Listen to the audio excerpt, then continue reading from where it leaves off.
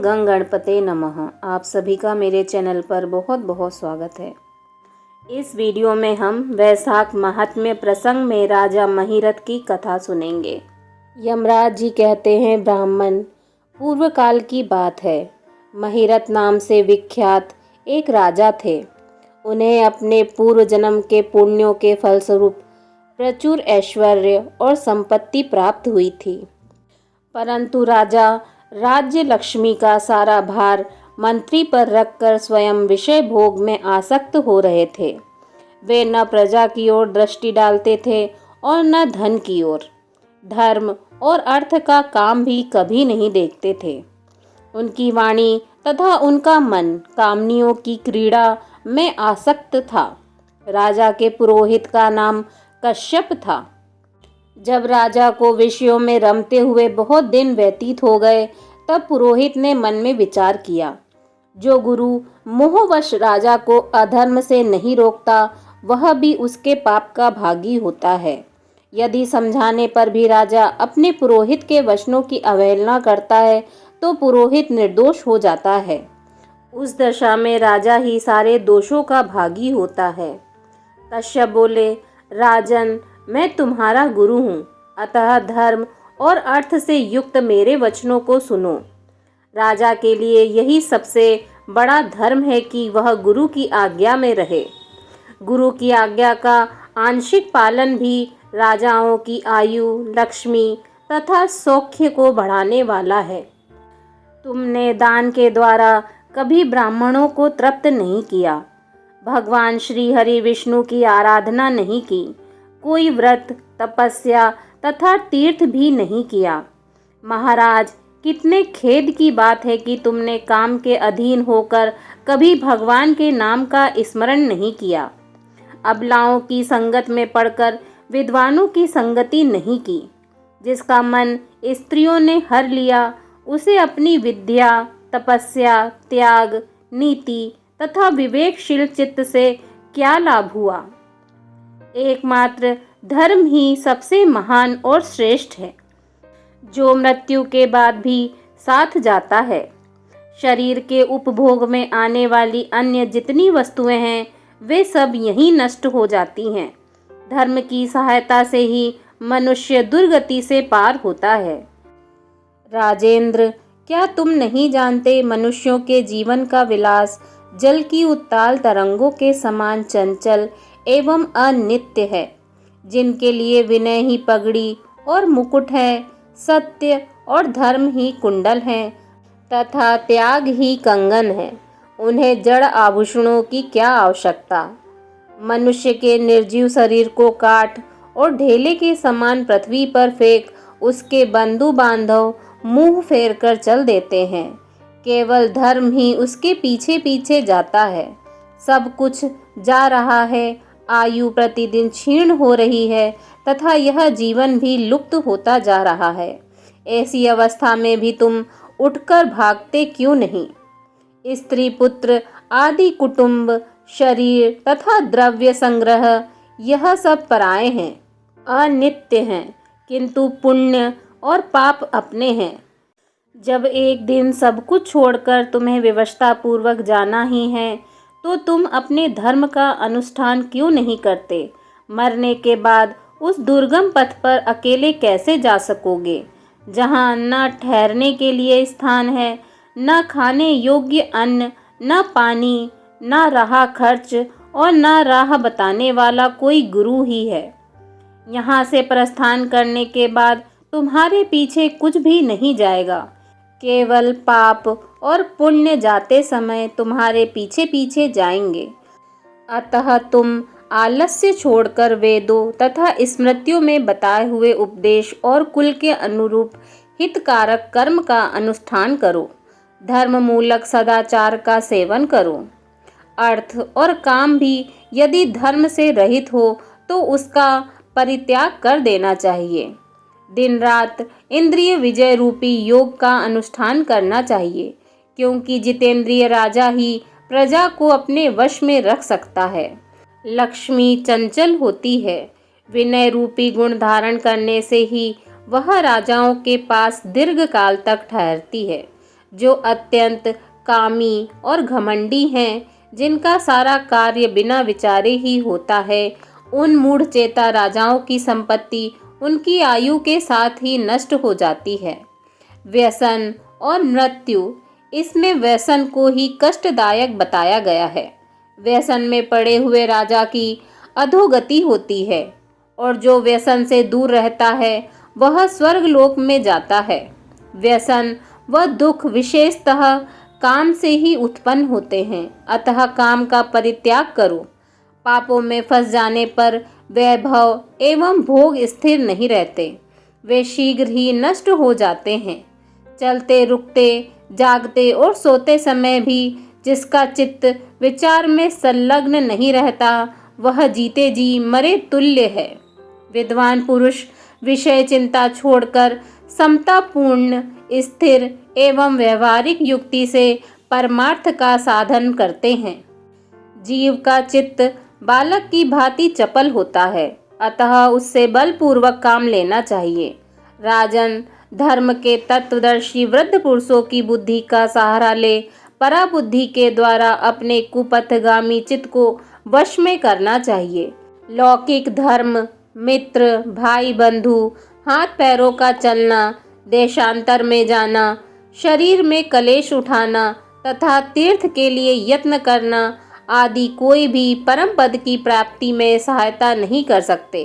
केवल परमात्मा में मन लगाकर उनका नाम जप करने से ही उस पद की प्राप्ति होती है। इसीलिए राजन, विद्वान पुरुष को चाहिए कि वह विषयों में प्रवृत्त हुए चित्त को रोकने के लिए यत्न करे। यत्न से वह अवश्य ही वश में हो जाता है। यदि मनुष्य मोह में पड़ जाए, स्वयं विचार करने में असमर्थ हो जाए, तो उसे विद्वान सुहृदयों के पास जाकर प्रश्न करना चाहिए। वे पूछने पर यथोचित कर्तव्य का उपदेश देते हैं। कल्याण की इच्छा रखने वाले को हर एक उपाय से काम और क्रोध का निग्रह करना चाहिए, क्योंकि वे दोनों कल्याण का विघात करने के लिए उद्यत रहते हैं। राजन, काम बड़ा बलवान है, वह शरीर के भीतर रहने वाला महान शत्रु है। श्रेय की अभिलाषा रखने वाले पुरुष को उसके अधीन नहीं बोलना चाहिए। अतः विधि पूर्वक पालन किया हुआ धर्म ही सबसे श्रेष्ठ है। इसलिए तुम धैर्य धारण करके धर्म का ही आचरण करो। यह श्वास बड़ा ही चंचल है, जीवन उसी के अधीन है। ऐसी स्थिति में भी कौन मनुष्य धर्म के आचरण में विलंब करेगा। राजन, जो वृद्धावस्था को प्राप्त हो चुका है, उसका चित्त भी इन निषिद्ध विषयों की ओर से नहीं हटता। हाय, यह कितने शोक की बात है। पृथ्वीनाथ, इस काम के मोह में पड़कर तुम्हारी सारी उम्र व्यर्थ बीत गई। अब तो अपने हित साधनों में लगो। राजन, तुम्हारे लिए सर्वोत्तम हित की बात कहता हूँ, क्योंकि मैं तुम्हारा पुरोहित और तुम्हारे भले बुरे कर्मों का भागी हूँ। मुनीश्वरों ने ब्रह्म हत्या, सुरापान, चोरी, गुरु पत्नी गमन आदि महापातक बताए हैं। उनमें से मनुष्यों द्वारा मन, वाणी और शरीर से भी किए हुए जो पाप हैं, उन्हें वैशाख माह समाप्त कर देता है। जैसे सूर्य अंधकार का नाश करता है, उसी प्रकार वैशाख माह पाप रूपी महान अंधकार को सर्वथा नष्ट कर डालता है। इसलिए तुम विधि पूर्वक वैशाख व्रत का पालन करो। राजन, मनुष्य वैशाख माह की विधि के अनुष्ठान द्वारा होने वाले पुण्य के प्रभाव से जन्म भर किए हुए घोर पापों का परित्याग करके परम धाम को प्राप्त होता है। इसीलिए महाराज, तुम भी इस वैशाख माह में प्रातः स्नान करके विधि पूर्वक भगवान मधुसूदन का पूजन करो। जिस प्रकार कूटने छाटने की क्रिया से चावल की भूसी छूट जाती है, मांजने से तांबे की कालिख मिट जाती है, उसी प्रकार शुभ कर्मों का अनुष्ठान करने से पुरुष के अंतःकरण का मल धुल जाता है। राजा ने कहा, सौम्य स्वभाव वाले गुरुदेव, आपने मुझे वह अमृत पिलाया जिसका आविर्भाव समुद्र से नहीं हुआ है। आपका वचन संसार रूपी रोग का निवारण तथा दुर्व्यसनों से मुक्त करने वाला द्रव्य भिन्न औषध है। आपने कृपा करके मुझे आज इस औषध का पान कराया है। विप्रवर सत्पुरुषों का समागम मनुष्यों को हर्ष प्रदान करने वाला, उनके पापों को दूर भगाने वाला तथा जरा मृत्यु का अपहरण करने वाली संजीवनी बूटी है। इस पृथ्वी पर जो मनोरथ दुर्लभ माने गए हैं, वे सब यहाँ साधु पुरुषों के संग से प्राप्त हो जाते हैं। जो पापों का अपहरण करने वाली सत्संग की गंगा में स्नान कर चुका है, उसे दान, तीर्थ सेवन, तपस्या तथा यज्ञ करने की क्या आवश्यकता है।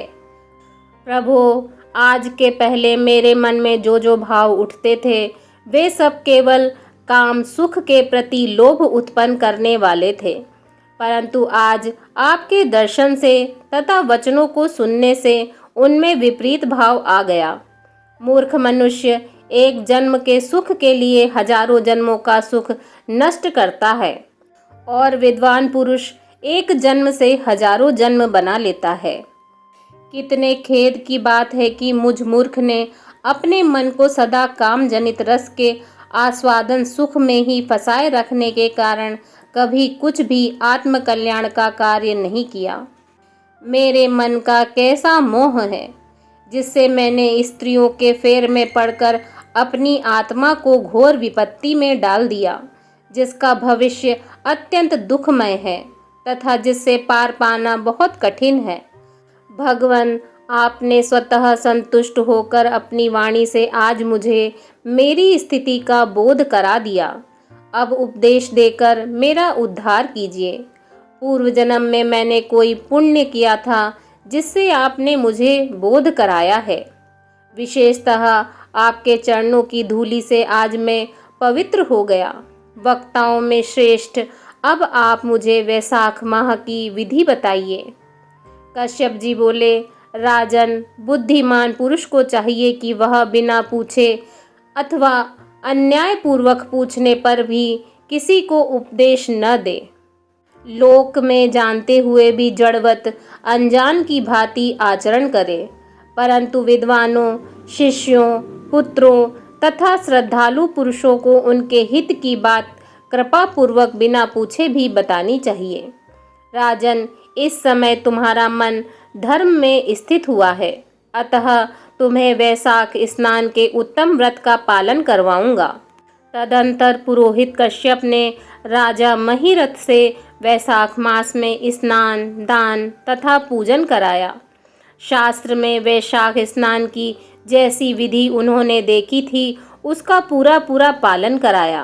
राजा महिरथ ने भी गुरु की प्रेरणा से उस समय विधि पूर्वक सब नियमों का पालन किया तथा माधव मास का जो विधान उन्होंने बताया, वह सब आदर पूर्वक सुना।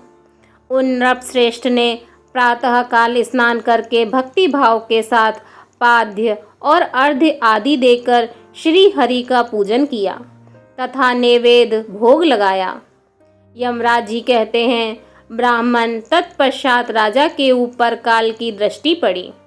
अधिक मात्रा में रति का सेवन करने से उन्हें क्षय रोग हो गया था, जिससे उनका शरीर अत्यंत दुर्बल हो गया। अंतोगत्वा उनकी मृत्यु हो गई।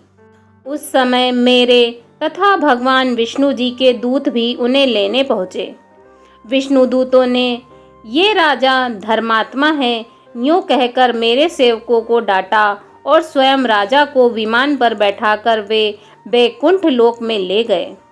वैशाख मास में प्रातःकाल स्नान करने से राजा का पातक नष्ट हो चुका था। भगवान विष्णु जी के दूत अत्यंत चतुर होते हैं। वे भगवान की आज्ञा के अनुसार राजा महिरथ को नरक मार्ग के निकट से ले चले। जाते जाते राजा ने नरक में पकाए जाने के कारण घोर चित्कार करने वाले नारकीय जीवों का अंतर्नाद सुना। कढ़ा में डालकर ओटाए जाने वाले पापियों का क्रंदन बड़ा भयंकर था। सुनकर राजा को बड़ा विस्मय हुआ। वे अत्यंत दुखी होकर दूतों से बोले, जीवों के कराहने की यह भयंकर आवाज़ क्यों सुनाई दे रही है? इसमें क्या कारण है? आप लोग सब बातें बताने की कृपा करें। विष्णुदूत बोले, जिन प्राणियों ने धर्म की मर्यादा का परित्याग किया है, जो पापाचारी एवं पुण्यहीन हैं, वे तामिस्त्र आदि भयंकर नरकों में डाले गए हैं। पापी मनुष्य प्राण त्याग के पश्चात यमलोक के मार्ग में आकर भयानक दुख भोगते हैं। यमराज के भयंकर दूत उन्हें इधर उधर घसीटते हैं और वे अंधकार में गिर पड़ते हैं। उन्हें आग में जलाया जाता है, उनके शरीर में कांटे चुभोए जाते हैं, उनको आरी से चीरा जाता है तथा वे भूख प्यास से पीड़ित रहते हैं। पीप और रक्त की दुर्गंध के कारण उन्हें बार बार मूर्छा आ जाती है। कहीं वे खौलते हुए तेल में ओटाए जाते हैं, कहीं उन पर मूसलों की मार पड़ती है और कहीं तपाए हुए लोहे की शिलाओं पर डालकर उन्हें पकाया जाता है। कहीं वमन, कहीं पीप और कहीं रक्त उन्हें खाने को मिलता है। मुर्दों की दुर्गंध से भरे हुए करोड़ों नरक हैं, जहाँ शरपत्र वन है, शिलापात के स्थान हैं, जहाँ पापी शिलाओं पर पटके जाते हैं तथा वहाँ की समतल भूमि भी आग से तपी हुई होती है। इसके सिवा गर्म लोहे के, खौलते हुए तेल के, मैदा के, तपे हुए स्तंभ के तथा कूट शाल्यमली नाम के भी नरक हैं। छुरे, कांटे, कील और उग्र ज्वाला के कारण क्षोभ एवं भय उत्पन्न करने वाले बहुत से नरक हैं। कहीं तपी हुई वैतरणी नदी है, कहीं पीप के भरे हुए अनेकों कुंड हैं। इन सब में पृथक पृथक पापियों को डाला जाता है। कुछ नरक ऐसे हैं जो जंगल के रूप में हैं। वहाँ के पत्ते तलवार की धार के समान तीखे हैं, इसी से उन्हें असीपत्र वन कहते हैं। वहाँ प्रवेश करते ही नर नारियों के शरीर कटने और छिलने लगते हैं। कितने ही नरक घोर अंधकार तथा आग की लपटों के कारण अत्यंत दारुण प्रतीत होते हैं। इनमें बार बार यातना भोगने के कारण पापी जीव नाना प्रकार के स्वरों में रोते और विलाप करते हैं। राजन, इस प्रकार के शास्त्र विरुद्ध कर्म करने वाले पापी जीव कराहते हुए नरक यातना का कष्ट भोग रहे हैं। उन्हीं का यह क्रंदन हो रहा है। सभी प्राणियों को अपने पूर्व कृत्य कर्मों का भोग भोगना पड़ता है। पराई स्त्रियों का संग प्रसन्नता के लिए किया जाता है, किंतु वास्तव में वह दुख ही देने वाला होता है। 2 घड़ी तक किया हुआ विषय सुख का आस्वादन अनेक कल्पों तक दुख देने वाला होता है। राजेंद्र, तुमने वैशाख माह में प्रातः स्नान किया है। उसकी विधि का पालन करने से तुम्हारा शरीर पावन बन गया है। उसे छूकर बहने वाली वायु का स्पर्श पाकर ये क्षण भर के लिए सुखी हो गए हैं। तुम्हारे तेज से इन्हें बड़ी तृप्ति मिल रही है। इसी से अब ये नरक वृत्ति जीव कराना छोड़कर चुप हो गए हैं। पुण्यवानों का नाम भी यदि सुना या उच्चारण किया जाए तो वह सुख का साधक होता है तथा उसे छूकर चलने वाली वायु भी शरीर में लगने पर बड़ा सुख देती है। यमराज जी कहते हैं, करुणा के सागर राजा महिरथ अद्भुत कर्म करने वाले भगवान श्री विष्णु के दूतों की उपयुक्त बात सुनकर द्रवित हो उठे। निश्चय ही साधु पुरुषों का हृदय मक्खन के समान होता है। जैसे नवनीत आग की आंच पाकर पिघल जाता है, उसी प्रकार साधु पुरुषों का हृदय भी दूसरों के संताप से संतप्त होकर द्रवित हो उठता है। उस समय राजा ने दूतों से कहा। राजा बोले, इन्हें देखकर मुझे बड़ी व्यथा हो रही है। मैं इन व्यथित प्राणियों को छोड़कर जाना नहीं चाहता। मेरी समझ में सबसे बड़ा पापी वही है जो समर्थ होते हुए भी वेदनाग्रस्त जीवों का शोक दूर न कर सके। यदि मेरे शरीर को छूकर बहने वाली वायु के स्पर्श से ये जीव सुखी हुए हैं तो आप लोग मुझे उसी स्थान पर ले चलिए, क्योंकि जो चंदन वृक्ष की भांति दूसरों के ताप दूर करके उन्हें आनंदित करते हैं तथा जो परोपकार के लिए स्वयं कष्ट उठाते हैं, वे ही पुण्य आत्मा हैं। संसार में वे ही संत हैं जो दूसरों के दुखों का नाश करते हैं। तथा पीड़ित जीवों की पीड़ा दूर करने के लिए जिन्होंने अपने प्राणों को तिनके के समान न्यौछावर कर दिया है। जो मनुष्य सदा दूसरों की भलाई के लिए उद्धत रहते हैं, उन्होंने ही इस पृथ्वी को धारण कर रखा है। जहाँ सदा अपने मन को ही सुख मिलता है, वह स्वर्ग भी नरक के ही समान है। अतः साधु पुरुष सदा दूसरों के सुखों से ही सुखी होते हैं। यहाँ नरक में गिरना अच्छा, प्राणों से वियोग हो जाना भी अच्छा, किंतु पीड़ित जीवों की पीड़ा दूर किए बिना एक क्षण भी सुख भोगना अच्छा नहीं है। दूत बोले, राजन, पापी पुरुष अपने कर्मों का ही फल भोगते हुए भयंकर नरक में पकाए जाते हैं। जिन्होंने दान, होम अथवा पुण्य तीर्थ में स्नान नहीं किया है, मनुष्यों का उपकार तथा कोई उत्तम पुण्य नहीं किया है, वे ही परलोक में आने पर घोर नरकों में पकाए जाते हैं। जिनका शील स्वभाव दूषित है, जो दुराचारी व्यवहार में निंदित, दूसरों की बुराई करने वाले एवं पापी हैं, वे ही नरकों में पड़ते हैं। जो पापी अपने मर्म भेदी वचनों से दूसरों का हृदय विदीर्ण कर डालते हैं तथा जो पराई स्त्रियों के साथ विहार करते हैं, वे नरकों में पकाए जाते हैं। महाभाग भूपाल, आओ अब भगवान के धाम चलें। तुम पुण्यवान हो, अतः अब तुम्हारा यहाँ ठहरना उचित नहीं है। राजा ने कहा, विष्णु दूतगण, यदि मैं पुण्य आत्मा हूँ तो इस महाभयंकर यातना मार्ग में कैसे लाया गया? मैंने कौन सा पाप किया है तथा किस पुण्य के प्रभाव से मैं विष्णु धाम को जाऊंगा? आप लोग मेरे इस संशय का निवारण करें। दूत बोले, राजन, तुम्हारा मन काम के अधीन हो रहा था, इसलिए तुमने कोई पुण्य यज्ञ अनुष्ठान अथवा यज्ञ अवशिष्ट अन्न का भोजन नहीं किया, इसलिए तुम्हें इस मार्ग में लाया गया है।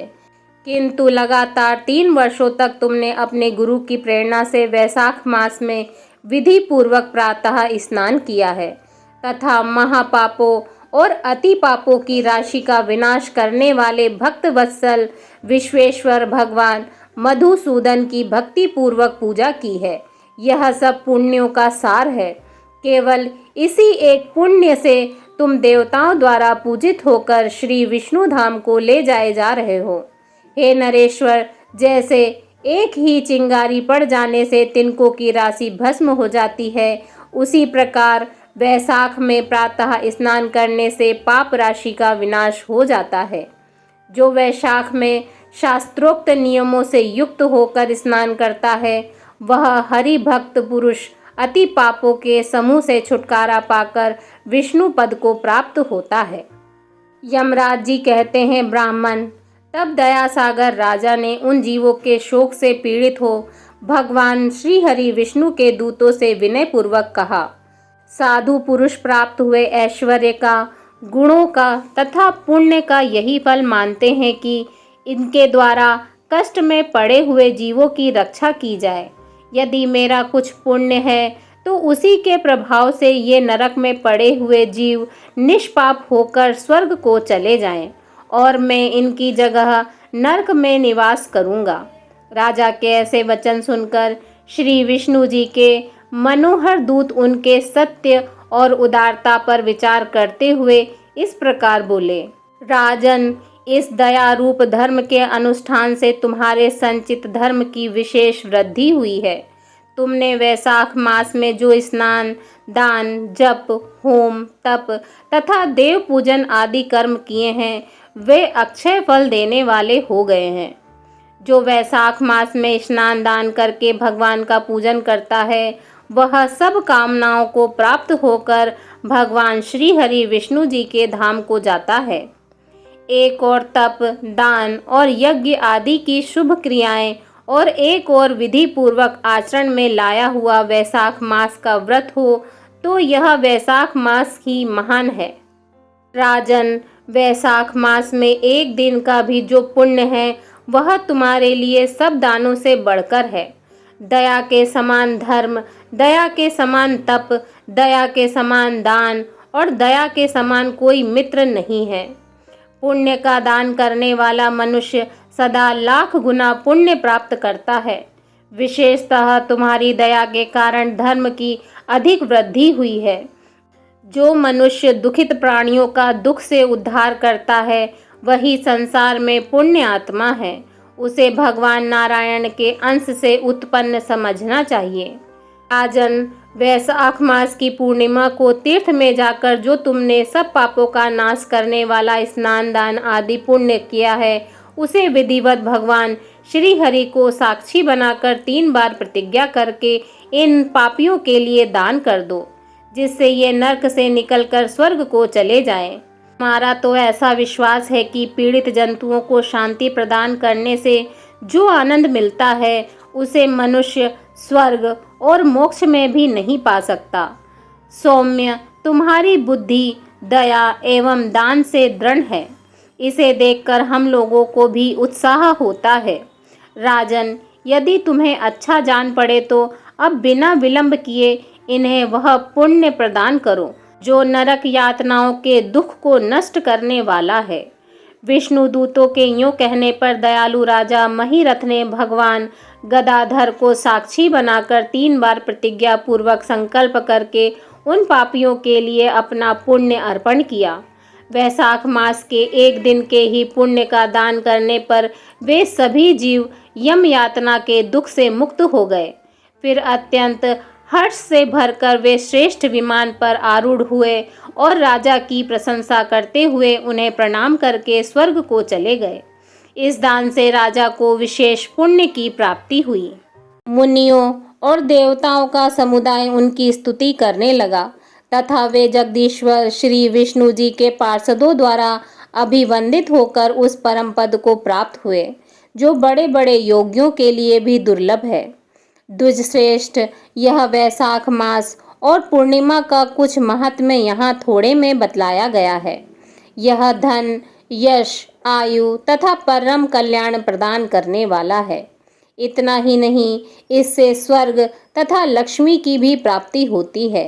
यह प्रशंसनीय महात्म्य अंतःकरण को शुद्ध करने वाला और पापों को धो डालने वाला है।